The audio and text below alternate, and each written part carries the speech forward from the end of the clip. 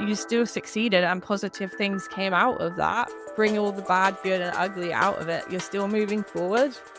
I think I'm continually learning to let myself be seen and supported. I obviously isolated myself for a lot of years because of the tactics I learned growing up to survive with dyslexia.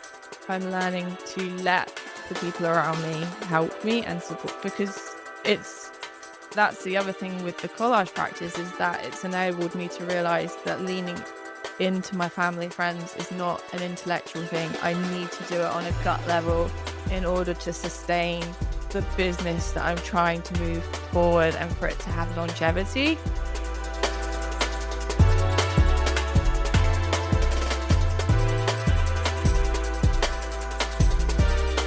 Welcome to the Daring Creativity Podcast, a show about daring to forever explore creativity that isn't about chasing shiny perfection. It's about showing up with all your doubts and imperfections and making them count. It's about becoming more of who you already are. My name is Radim Malinic. I'm a designer, author, and eternally curious human being. I am talking to a broad range of guests who share their stories of small actions that spark lifetime discoveries, taking one step towards the thing that made them feel most alive. Let me begin this episode with a question. Are you ready to discover what happens when you dare to create?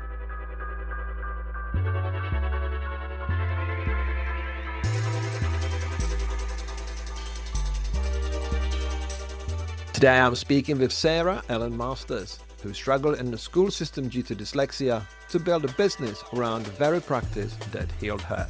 Now a collage artist and the founder of Collage, her journey spans shame-filled classrooms and years of self-isolation to lead in workshops that offer the safe, supportive space she never had. Always learning alongside her participants, never above them. In this conversation, Sarah explores why collage asks nothing of perfection, how diary entries became her visual morning pages, and why people are starving for hands-on connection in a screen-saturated world. It's my pleasure to share with you our conversation with Sarah Ellen Masters.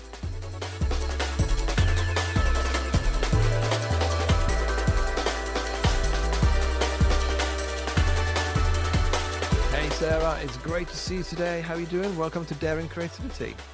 I'm really good, thank you. It's an honor to be here. Oh, you're most welcome. I'm excited to change gears today because I feel like you're in a category of one. I feel like what you do is singular. I don't know anybody who does what you do. So for those who might not know what I know, how would you introduce yourself?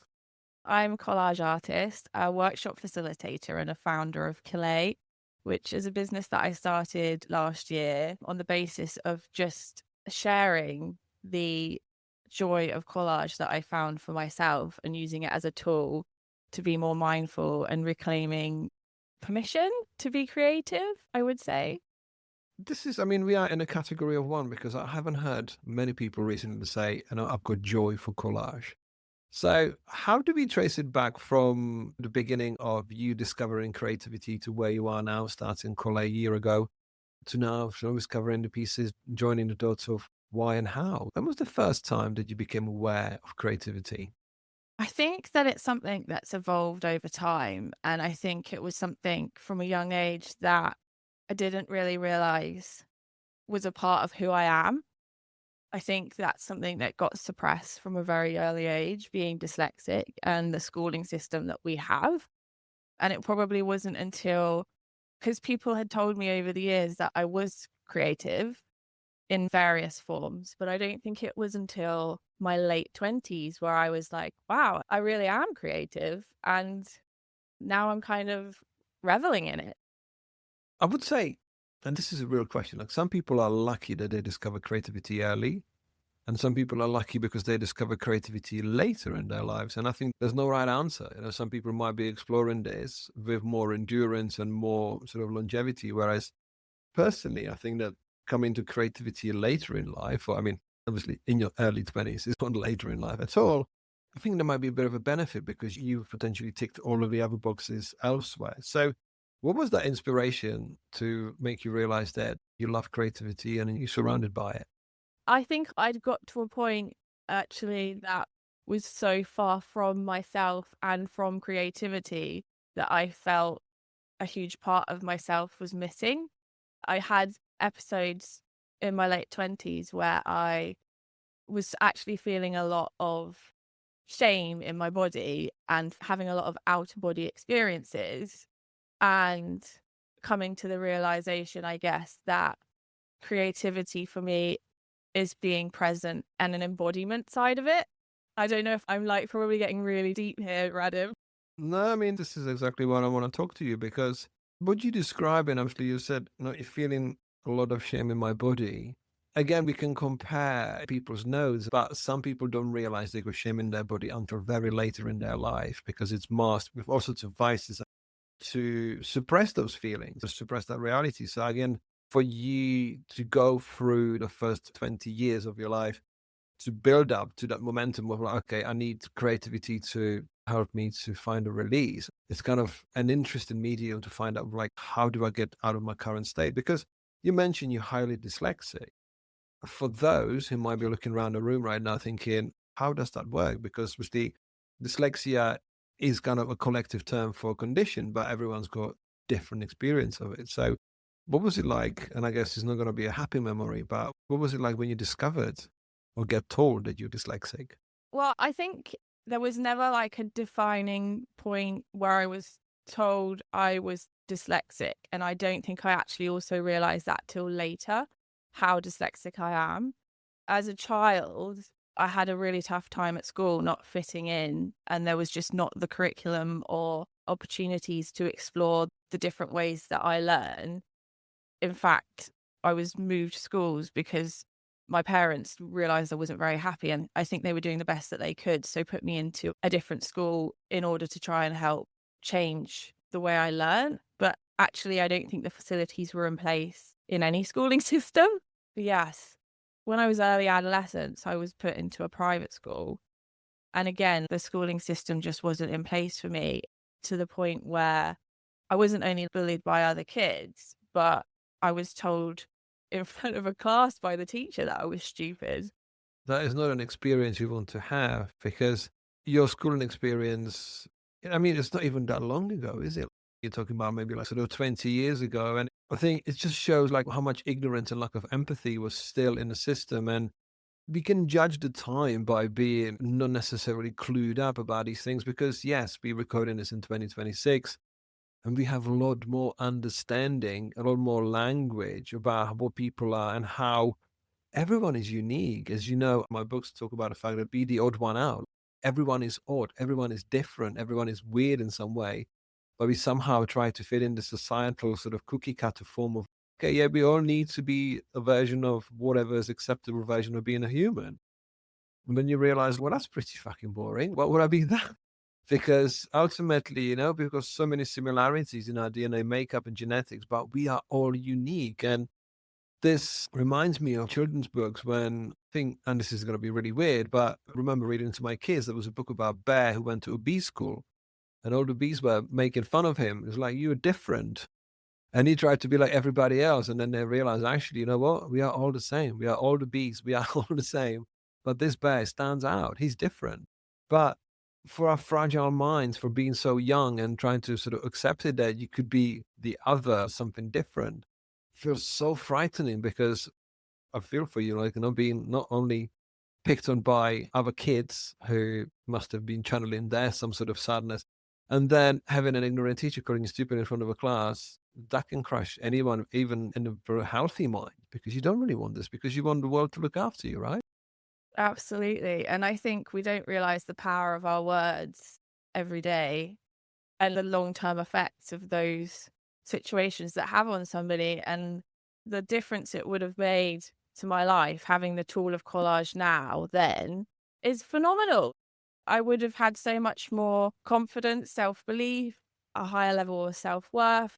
It would have changed all of the other areas of my life, and it would have had a huge difference to the trajectory of my life. And that's why I feel so passionately now about getting more of what I've found in collage and the practice of collage into not just schools, but into communities and other organizations, because it's what we're missing. We're missing that experiential creative practice that's accessible to everybody and that comes from a place of instinct and intuition and learning to lean in, not intellectually, but from a place of soul. I think you've got it absolutely right. And I think what you're describing, I mean, it's interesting. You're thinking like, I wish I had this at that time. And it's your lived in discovery and your solution to your own situation, if that makes sense. Because it would have been great to provide this curriculum to children and find a way of like how we shape it up. Because being parent myself and having two kids in school, you get schools who are highly competitive. You are working to a cookie cutter again. And it's, to create something so personal and unique, it's really hard. And I think this is why I really applaud you for what you're trying to do now and where your mission and purpose is coming from, because it's something which is not going to be a mainstream norm. Potentially, hopefully one day, yes. But what you're creating, and I'm sort of joining these dots together, like what you're creating is actually a hands-on experience that takes us back, let's say, by 20, 30 years when this was a norm. People would be collaging at home, people would be working with their hands away from screens. And this is what's really interesting, because when you talk about collage, it makes me think of this sort of scattered sort of story that we kind of pick together as humans that we don't necessarily know who we are. And it's kind of our lifetime was working out who we are, picking up these pieces together, where it feels like what you do with collage is very much creating this sort of, it's not a bigger picture, but creating the picture of people and their expression. But before we talk more about collage, I think we should still stay with the topic of dyslexia and schooling, and actually how you felt through all of this and how did you find this outlet? Because you felt, in your own words, you felt like you were a black sheep. And black sheep, I mean, again, there's a different connotations to words. As you say, the words mean something. The words have got bigger meaning and a huge effect on people. But normally black sheep would be sort of reserved to someone who really is, the bad one, the odd one out, not necessarily by just not being just like all the others. That must have been quite a lot of weight to carry with yourself to feel that way at a young age. Yeah, absolutely. It definitely brought on feelings of inferiority and worthlessness, which also then, I guess, led to me being a lot more isolated in my teens and my 20s. And it's fascinating because people would say to my mum, "Oh, Sarah, she's quite shy, isn't she?" Actually, looking back, I'm not shy at all. I've learned to isolate myself because I was shut out at school and I was carrying so much shame and felt so disconnected, not just from my peers, but from myself.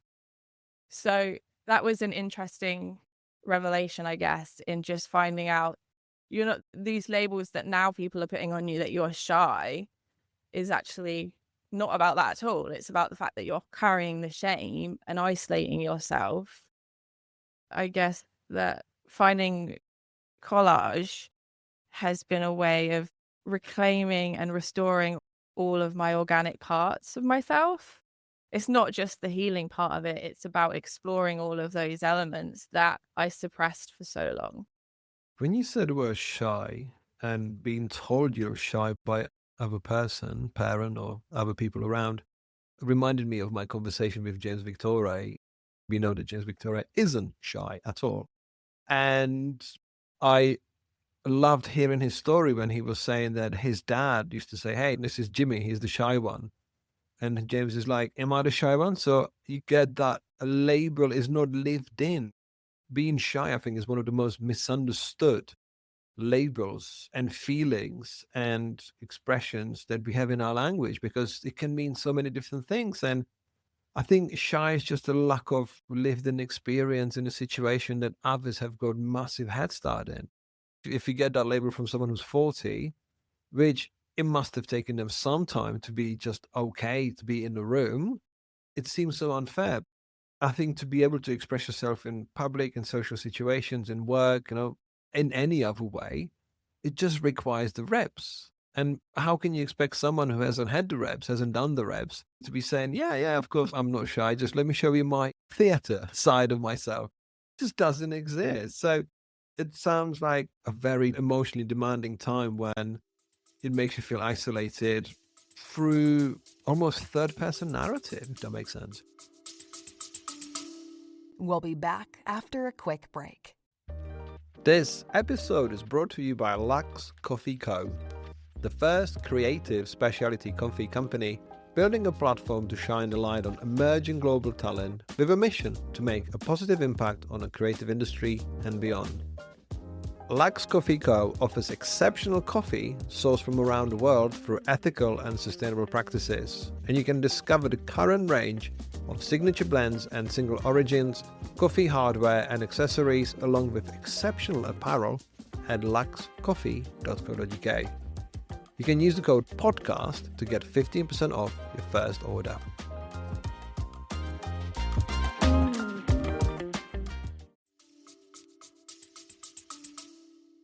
Yeah, absolutely. Absolutely. And now I guess starting a business, you're pushing yourself out of your comfort zone even more from all of this kind of baggage that you've picked up along the road as well. So that's interesting in itself. Just now it's about putting in the reps, even though it's bringing so much stuff up. So let's talk about a collage, because once you start putting a few pieces together, you're discovering almost hidden meanings and creating these unexpected stories that you wouldn't always have known from just seeing two seemingly disconnected dots that you put them together. So let's talk about the magic of that discovery. After I finished my bachelor's in graphic design, I got a job. I had two kind of more design role jobs within the commercial industry. So I worked for a year as a brand manager for a floristry company. And then I worked for a year as a marketing design manager for an independent jewelers. And I was finding with both of these roles that I was in creative roles, but I didn't really feel like I was creative. And I wasn't feeling fulfilled within these roles. Yeah, I wasn't feeling very fulfilled within these roles. So anyway, I looked at doing a master's in visual communication. And at the time, I was really keen to go towards a career in branding. So this would have been my mid-20s. And then jumped onto the Masters of Visual Communication course at Solent because I'd obviously had a great experience there from doing my BA. Interestingly, when we got to the final major project, I wanted to find a way of generating original ideas. And somebody had mentioned collage, which is really interesting because when I'd done my bachelor's, we'd had a term on collage and I had such a bias about it. I thought it was just kids' play. I was like, this is nonsense. Why are we doing this? And I had a very opinionated friend that was also on board with this. We're like, this is just ridiculous that we've got a whole term doing this. So I had just thought it was complete nonsense. But I think when I got to my master's level, I wanted to question that bias because I was starting to realize that a lot of the assumptions I had about creativity were very wrong. So I decided to explore collage for that reason, to understand why I thought it was invaluable, why I thought it was valuable to spend my time doing it. And there was kind of an inkling to just try it and explore. So I ended up, so originally the project, I put my proposals together and it was going to be about how collage could generate ideas for branding. But it quickly became something else when I was doing kind of daily practices and realizing that actually this is doing something else intrinsically that I need to explore. So it's really interesting that when people come to workshops and they're like, I'm not creative, I have empathy for that because I was there once. Like I was at a point where I thought, and that's also down to what we're told at school. I also think that another reason why collage is perhaps more accessible to people, whether they think they're creative or not, is because I think a lot of people were told in art school that they can't draw. Whereas was there many people in school that were told they can't collage, or there wasn't so much of a thing, I guess. For me particularly, like you don't get graded on your collage at school, but you get graded on your drawing or your painting. So maybe there's less of a barrier there because we didn't have that art form as kids, potentially. It's really interesting what you're describing, because I would have never thought that something that you're so passionate about was once, through your assumption, something that in your own words you said it was nonsense. That is really interesting because I thought maybe there have been some sort of clear line and you were like just reinvigorating the love for the subject. But to have such a 180 about it, the topic and realizing, you know what, this potentially could work. Because what you're describing about collage, and personally, my experience of collage was more digital. I've kind of created a lucrative illustration career for nearly a decade by being a digital collagist with, doing digital illustration, kind of putting things together. And I would have never thought that I wasn't good enough. Not that I was 100%, in the right place, but I was mesmerized by the possibilities of actually putting different pieces together, stock imagery, drawn layers, that kind of stuff. Because when you think about it, everything that we do is more or less a collage of ideas. We can be putting together different subjects together in a side by side, or even just using different media or different colors. In some way, there is a mixture of these sort of visual color ingredients that you put in together. So when you said people come to the collage and say, I'm not good at collage, I was like, I'm not good at everything that I have never done before. I mean, it's just the natural truth, right? Yeah, absolutely. Yeah, because the comment about, for example, with branding clients or just general clients, they're like, oh, you're the creative one. I'm not good at drawing. I'm like, you don't know how good you are compared to me because I'm terrible at drawing, but I'm just good at solving problems. Just because I've got a creative job doesn't mean that I'm a Picasso in hiding, and also all the other things all together. So, I mean, that must be quite an interesting experience when you get those people to come up and say, I'm not good at this. Because all you can really tell them is just get started. Yeah, and I think it's also a learning to get a point that it's not about having an aesthetically pleasing image at the end of this. It's about the process and it's about being present over the product and the performance of it. Because that to me is where the value is. What I want to get into, Sarah, is to get to the tactile nature of when you talk about collage. And for people who may have not seen your work or shapes, papers, or what you use, I think we need to put a bit more color into that information of, okay, what sort of type of visuals are people putting together? Like, what they creating? So what was it for you that you've discovered through your collage? Obviously, we've heard about your MA and the project and challenge in the medium, but there is a zillion and one different pieces of magazines, papers, posters, antique stuff. There's a lot of different pieces that you could put together. So where did you start looking for your source materials, for your ingredients? So when I originally started my practice, because I was exploring emotional intimacy around collage, I basically started writing out diary entries for months. I would take a diary entry. I think I wrote out diary entries for each month of the previous year, and then I would combine that into 3 words that summarized the diary entry. And then I would find imagery. It could be abstract or it could be literal, but basically I was just finding and not even necessarily going out to do it, but I would find what I had to hand that matched these words. And then I started creating collages out of that. And I was starting to feel a sense of being seen through my work and process on a probably very self-conscious level what I'd gone through. That was the start of my practice. The more practice I got into, and I was trying different things. I was trying like creating collage just in black and white to start with, just with one color, and kind of finding my way and what helped ground me and get more focused.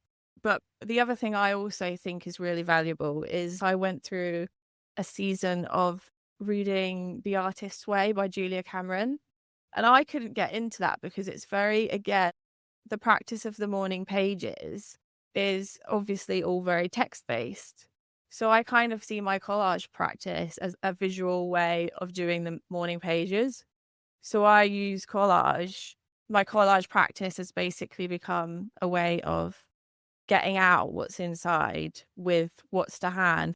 It's actually perfect. It's really interesting how you've taken Julia Cameron's book and the daily pages to the fact that you made it your own. Because I've seen that book given to people who are already practicing artists. And I feel like that book is for people who are stuck. They're looking for something. They need that really long narrative, that sort of long conversation with an imaginary friend about the fact that what you're doing is somewhere hidden that you need to do. And I bought the book. I got the audiobook because I haven't got that much time to read, but I can get through a lot of audiobooks. And it was good. It gave me lots of interesting narratives, but it really speaks to a person who really needs to find that artist, who really needs to find what is it that they want to do. At least that's my own experience. I'm sure that not everyone who's read it has got a different experience about it. But what I normally do is my little trick, and this is a helpful trick to anyone listening to this: buy lots of books during the year. And even if you don't get to read them in the year, just give them out as Christmas presents. And people will say, "You've got such a good taste in books. Thank you." This is my method. I buy like 20 books a year and I give out 20 books for Christmas and everyone's really happy. But in your answer, you said some incredible things that really speaks to how the practice of morning pages or the sort of daily collage, when you said I was exploring the emotional intimacy, those are beautiful words in describing how you feel about the subject, because you mentioned that you did daily entries and then you summarize in 3 words and then try to create into imagery. You have invented your own morning pages in your practice to actually understand what was going on in your world and doing it that way. So it's just sometimes you can see with other people's discoveries almost how there's this one moment where the now versus how came together and it's like, this is what I'm doing. Whereas in your case, I feel like this is this gradual, as you said, gradual emotional intimacy exploration of collage that has been so helpful to discovering where you are and to find yourself so rooted in what you want to do, because it seems like your foundation is so strong now to do this. Absolutely. And I think it's fascinating how these practices have not only allowed me as a dyslexic to lean on my strengths as a more visual thinking, but it's also helped me heal in terms of self-worth, belief, and confidence that I never had before.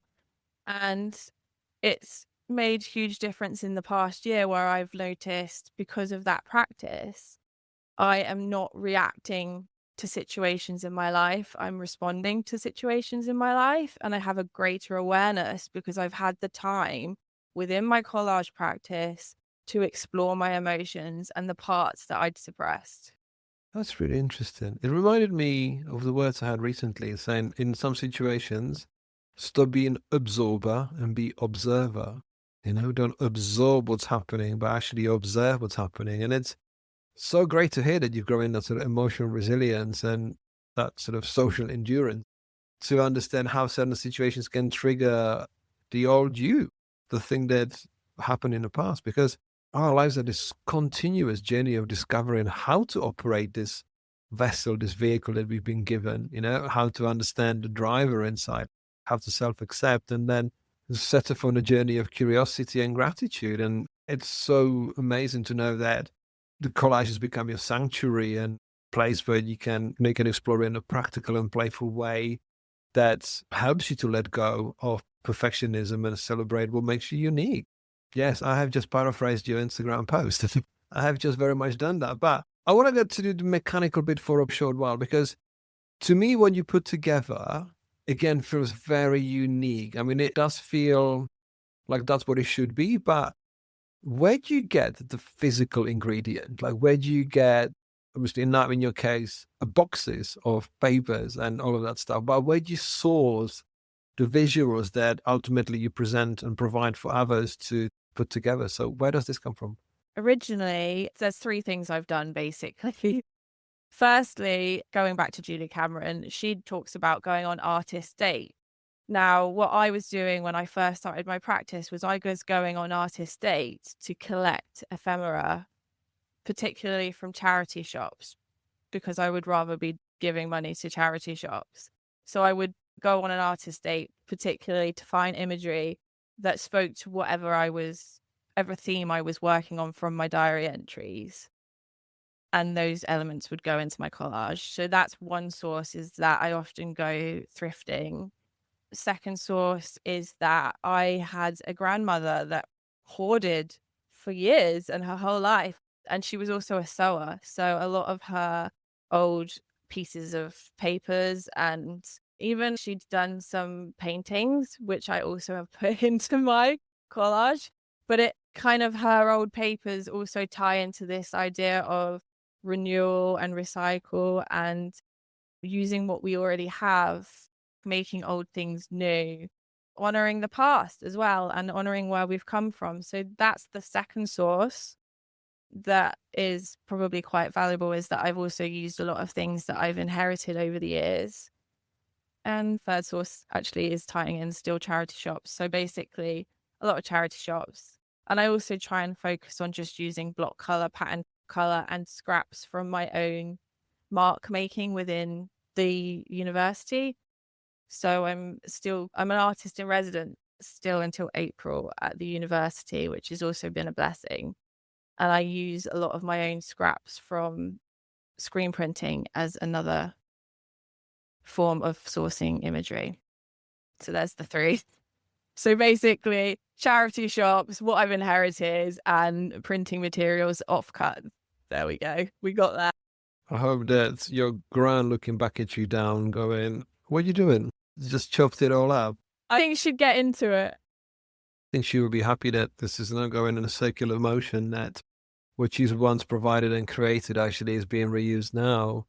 So with your workshops, I mean, you, in my opinion, and that's an admiration and a definition of daring creativity, you're doing something that now is your business that you would have definitely regretted never starting, because we all know that the business of creativity or creativity of business is never going to be easy. In fact, it's not meant to be easy. You've created this reality for yourself where you're providing this first-hand experience to other people, potentially to find themselves and find their outlet and find their missing pieces that they can collage together and find, something new. What I want to ask you is what people can expect from when they come to your collages, and what is the experience of, having this sort of a few data points of running a business and running workshops. What was it like to see that what you're creating for others in practice and seeing their experiences and seeing their experiences? I've been really fascinated by the whole process of it, because there's such a privilege in watching people create side by side with their hands and not on a device and connecting in that way. And I find that such a privilege to witness. But I think for me, it's about the main top priority is making people feel safe and supported, and to try and empower them. So you're guiding them through a process, but you're not doing it for them. And I think I'm growing in because I'm so aware of language and how that can have an effect on people, I'm learning to use my language towards myself and towards other people to empower them in their ability to be creative. So that's something I'm really keen to do. Even on a non-linguistal level, when you're showing things to people, try and get to their level, sit at their level, work at their level with them, because at the end of the day, I'm learning as they're learning through this process. And I think there's some serious power in that as well, instead of just putting people on the stage or pedestals, but getting side by side in the trenches with them. This is something we're both working on together, because we both need to reclaim our creativity, because it's both innately needed for all of us. Does that kind of answer the question? 100%, yeah. I think people are also really surprised when they come out the other side of a workshop and they're like, wow, I've just made something and I've had the capacity to just play, and it's been such a gift. And I hope that what I'd like to be able to be at a point with the business is to get people in a routine more frequently to understand the power of creating, even on a small level for half an hour a day, how much that will make a difference to their well-being. What you describe so beautifully, and I'm loving the parallel with Artist's Way by Julia Cameron. When you said, I'm going on artist dates, I've been going on artist dates, thrifting and finding and cutting up your grounds pieces. I hope she's okay with that. It's that moment of stepping out of your reality and doing something different, because it's so easy to make your reality suffocating. Okay, I have to earn, I have to do this well, this is my business. I'm is there something else I can do? Is there somewhere I can find an outlet? Because when you talked about creating an environment which is safe and supporting, you are recreating the thing that you wish existed in the world when you need it the most. So you're creating that forward for other people. And that's what makes the most sense, because when you said, I'm trying to get them just to enjoy it for half an hour, how do you take them out from their reality and show them that there's something else? Because if we keep going in the same way all the time, nothing's going to change. It's just, how do you remove them and give it to them? Because you do it, as you were saying, like, I'm learning as they're learning. Because if you were to throw at them, a few boxes of cut up paper and some glue sticks and say, hey, off you go and we'll see what happens, who knows what will happen? I think you're putting yourself in this position where you are working with people who might feel vulnerable or might feel, I don't want to use the word shy, but they might feel like, I don't know what's coming next. But then you can see the sense of wonder, right? Okay, they get stuck in, obviously they're breaking through that initial barrier. And then you realize, oh my God, I've put this together. These people are listening to me, what I want them to do.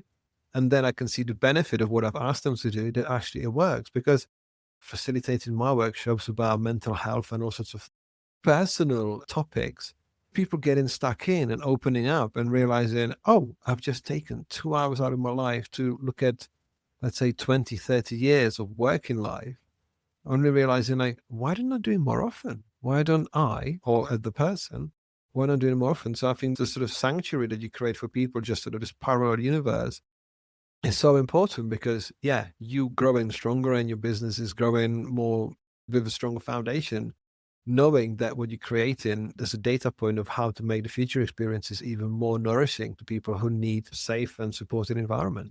Yeah, and that's on an emotional level, but on a physical level as well. We don't have enough spaces to connect on a physical level either nowadays, because what I'm finding with the people are hungry to be in these atmospheres where they're making with their hands, so they can't hold a phone while they're making with their hands.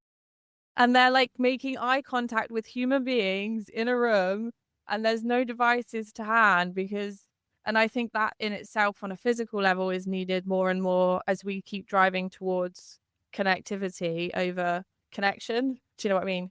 It makes absolutely perfect sense. Yeah, I mean, what you describe it, I mean, it feels so beautifully analog. It feels so, what's that expression, is like, what is the distance between your brain and your tool? So that is the expression. How far do we need to go for something to happen? And how we learn to make that distance even shorter when our brains don't have to think about it. And you got these people in the room that this should be a norm. I normally say, we live in a Disneyland. You can have anything, anytime, anywhere, in any shape and any color, right? Any experience, any type of food. And you don't have to go far in it. Because, I mean, we have made convenience very convenient and inescapable.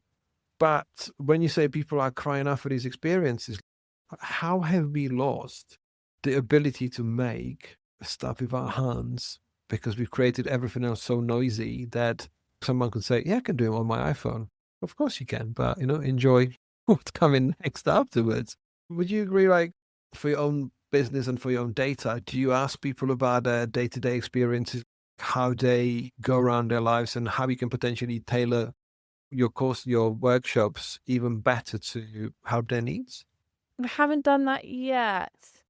I think what I have learned in the last few months is that it's, for me, because I've also come on such a long journey and there's so many intricacies, I guess, and different layers to my collage practice. I think I've come so far from day one that I have to kind of go back to, okay, what helped me at day one to get into this, and then make it accessible to that entry point.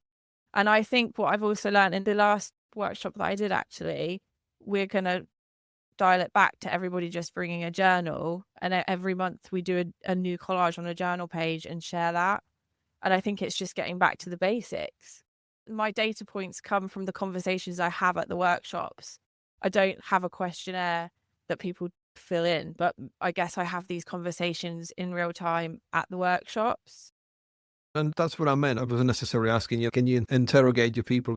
But it's more about a conversation about, like, actually, what do you find out from their stories? Because it's amazing when you get in that safe and supported environment with people, they will open up. And often they will open up because they haven't been able to open up to people. They haven't been able to share. And more than anything, from my personal experience as a facilitator, it's to realize how we are all equal in this life. because we create so many false narratives about how we feel that some people are more successful or more better looking, more connected, more affluent, whatever. And it's all just us creating stories. And most of them, those stories are so wildly inaccurate to the reality that, yeah, it's only when you really share how you feel and what you feel and what you're going through with other people, that's the real leveler. So it sounds like that environment what you're creating gives you the idea of what's really happening in other people's worlds, right? Yeah, for sure. Absolutely. And I learn something new every session.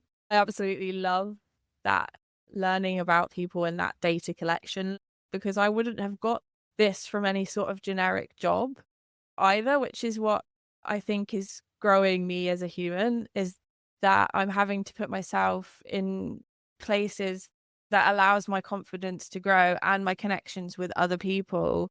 And all of these data points allows me to be more empathetic and to gear the workshop every time just a bit closer to what people are needing on that level. I like that you use the word empathy. It's, to be empathetic because it's, you talked about out of body experiences when things were not quite right. I say not quite right, when things were very not right. And now you're almost having sort of similar out of body experiences, but in the positive direction because you care how people experience your workshops, what you can do for them and what they can take home. Because we sometimes feel that we need to go through all sorts of reading how many stacks of books and listening to all sorts of podcasts and get stuck in hours of therapy. But it could be literally just a 2-hour experience where it can show you what are those pieces that you need to put together to actually start forming just a direction sign. It doesn't have to be the full map, but just knowing where to go with it, right? Absolutely. What I know is from your experience of being highly dyslexic and being almost shamed in public or shamed in school, actually it had a massive knock on your confidence when it comes to expressing yourself in the public space. And we all go through this. I mean, I'm not saying we all go through such horrific experiences, but just expressing yourself in public can feel so hard. And again, it's the reps. We haven't put those pieces together. You haven't that experience. And I always looked when I was in my sort of early 20s and I saw people who were 40 plus and they stood up in the public space. They started speaking. I'm like, how the hell are you doing this? What's going on? Then you just realize that you kind of just teach yourself to not really care what you think that the feedback loop is. It's just all I can say is what I can do and I can always only be me. And in your case, I know that even for you to facilitate these workshops takes a lot of your emotional energy because public speaking is still something that doesn't come to you naturally, even though, you put in the reps in and you need to sort of just learn even that bit yourself. So I really applaud you for doing so many things that take you so much out of your many comfort zones, but you put in those pieces together. And I think that's a really interesting experience for others to know and have shared from experience that I haven't met anyone who would be a natural public speaker. I've met so many confident people and everyone's got their something. Everyone's got their Achilles heel. So in your case, I think, when you're open about it, with your workshops and stuff, I think that's a really liberating piece to feel that way and to express it and say, look, you might not feel confident, nor do I. Yeah, thank you. I think I'm learning to just also, I think it's Maya Angelou that said she learned from a really early age to have her own back. And I think that I am now reveling in getting in the reps because I can give myself a kudos just for showing up and just getting an extra rep in. And the more reps you do, you just marginally get a little bit closer to confidence every time. And that there's no ceiling to that. Today, I get anxiety over sending a voice note. And I've just come on a podcast. Look at me go, Radin. I mean, that's the reps, because when you say like, when I feel confident, and I just don't know when we actually say I am confident, because it's so circumstantial about how so many things need to align in a way that we need to work, because, we've got our life inputs. As I said, we make false narratives. What we put into our bodies, how we exist, it all adds up, because then you can have a confident public speaker and they have a bad day. Everyone has a bad day. Not everything is 100% aligned. And this is the part that just because you got somewhere doesn't mean that you're going to win all the time. Yeah. So let's say, for example, let's say I've been watching a Formula One movie and it makes you realize how these people are driving these multi-million pound vehicles around track. The team is about 700 people deep and everything's tuned into a maximum detail, but it all circumstantial. Something doesn't go right, something out of places. With other influences go right. So it's like, not anyone can say, today is my day and I can do whatever I can do today. Because again, I think having the sort of outside measure of our successes, our results is, when you take an outside measure to your personal achievements, is never going to be real because, yeah, as you said, I'm doing just well enough just by showing up. And that's the first step. The motivation comes from the action. It doesn't, to be motivated to do something, it's not going to be to anything because you need to step out and do that stuff. So what does it feel like for you to be getting ready and getting the show on the road and showing up and have that sort of, I need to guess what sort of feelings you might be going through, but what does it feel like for you? It's definitely getting easier every time I do a workshop. I still get really bad anxiety, even if it's a small number. And I think it's been a blessing in starting with people I know and then growing out to bigger, wider audiences with my workshops. The first one I had, my hands were shaking so badly when I was showing how to make a book. And somebody in the workshop was like, Sarah, stop shaking. You know all of us. I was like, I can't. I'm doing this, but I'm shaking like a leaf. So I think breath work makes a difference. Affirmations make a difference. Rightly so. Looking at how far you've come doesn't mean that it's a bad thing. You still succeeded and positive things came out of that. Bring all the bad, good, and ugly out of it. You're still moving forward.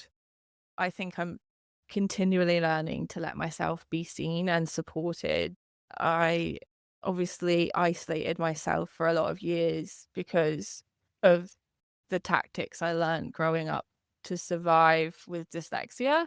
I'm learning to let the people around me help me and support because that's the other thing with the collage practice is that it's enabled me to realize that leaning into my family, friends is not an intellectual thing. I need to do it on a gut level in order to sustain the business that I'm trying to move forward and for it to have longevity. Absolutely. You've said so many amazing things that anyone listening and taking even mental notes will realize how important that is. I read a trick about how to start a podcast and it said, don't interview important people at first, interview your friends and then ramp it up. And that's exactly what I did. I just asked a lot of my mates just to help me realize what I can do because I can tell you that this is a conversation, I think 112 that I've recorded. And I still at the beginning go, oh, how do I start? What do I do? Because I'm a great improviser. I show people a blank piece of paper and say, I've got no questions. But that what makes us feel alive. And in your case, it's just like when you said, like you've created for yourself these tactics, how to isolate yourself. So it only makes sense to come out, slowly and get the reps in and just realize it's all okay because some of the stuff that you do plays to the long-term memory. So you just gain that confidence. And the best part of what you do that when you stay on this track and when you start exploring and growing, best part of what is getting older and actually having that more lived in experience to know that all of this matters so little in the long term. Because when you step away from all of it, when you sort of have an elevated view of the situation, you realize, what was I worrying about? And that retrospective is valuable because, as I said, and what I see at 4 steps of our sort of creative lives or staring creativity is that, you've got a vessel, you've got a body that we don't always understand why the flip it works in a certain way, like, why are my hands shaking? Why is my brain telling me this? Why do I fear saber-toothed tiger when I'm sharing my word with 1,000 strangers online? This is the biological stuff that we need to learn in a parallel to these most amazing tools that we've got available to us because we don't have a choice what vessel we step in, but when we find ourselves in that vessel as the driver or as the one that steers, we accept who we are and say, okay, this is who I am. Okay, my hands are shaking.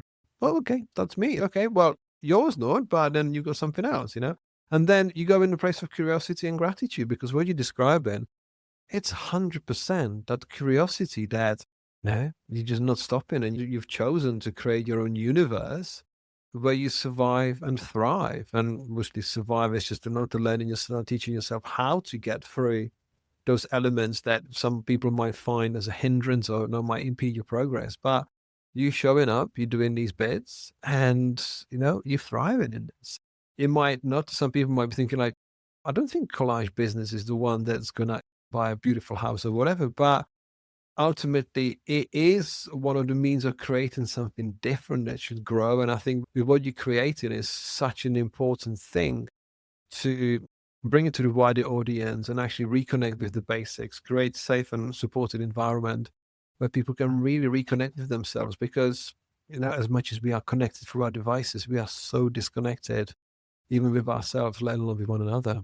Yeah, absolutely.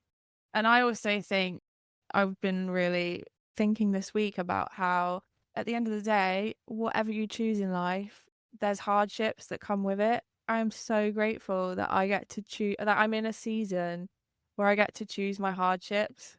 I'm just so grateful for that. And the only person to be grateful for it is you, because you've chosen to do it. And I'm going to quote the messenger of the quote, which is Jimmy Carr, who said, hard choices, easy life, easy choices, hard life. And what if everything you're describing, those are hard choices? You could have made it easy for yourself, be back in that job, not unfulfilled, not be feeling creatively unfulfilled and feeling a little bit stuck. Whereas what you're doing now, obviously, it's not going to be easy. No type of business is easy. And it's only a journey that we've embarked on to prove to ourselves that, being daring, pushing yourself to the places that you want to go will make you look upon a journey and say, look, I don't regret making any of these steps. Sarah, I believe this conversation is going to be valuable to so many people because it comes from very much a deep place of vulnerability, transparency, and salute you for, being here. Because if you say that struggle to send a voice note and now you're here for more than an hour, that means that's another step towards something that is going to bring so much, joy and value into your life. So I really thank you for sharing this with me, because I think this is a very important conversation to share with people. Thank you so much. And that's absolute honor. I just appreciate you so much, Radham. You are such a lifeline. And I really appreciate that you meet people where they're at and you just lift them up. Thank you. I have to finish with one quote, which is yours. And this is what you shared on Instagram. It says, these days, I realize I'm not a black sheep. I'm a unicorn that refuses to fit in a horse box. It's a beautiful way to say, what? I am who I am and I'm living my best life. Sarah, it's been a pleasure to have you here today. And thank you for sharing your story with me. Thank you, Radham.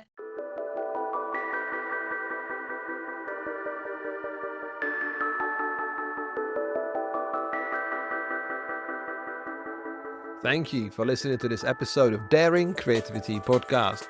I'd love to know your thoughts, questions, and suggestions. So please get in touch via the email in the show notes or social channels. This episode was produced and presented by me, Radham Malinage. The audio production was done by Neil Mackay from 7 Million Bags Podcast. Thank you, and I hope to see you on the next episode. If you enjoyed this episode and would like more accessible resources to help you discover your daring creativity, you can pick up one of my books on themes of mindful creativity, creative business, branding, and graphic design. Every physical book purchase comes with a free digital bundle, including an ebook and audiobook, to make the content accessible wherever you are and whatever you do. To get 10% of your order, visit novemberuniverse.co.uk and use the code PODCAST. Have a look around and start living daringly.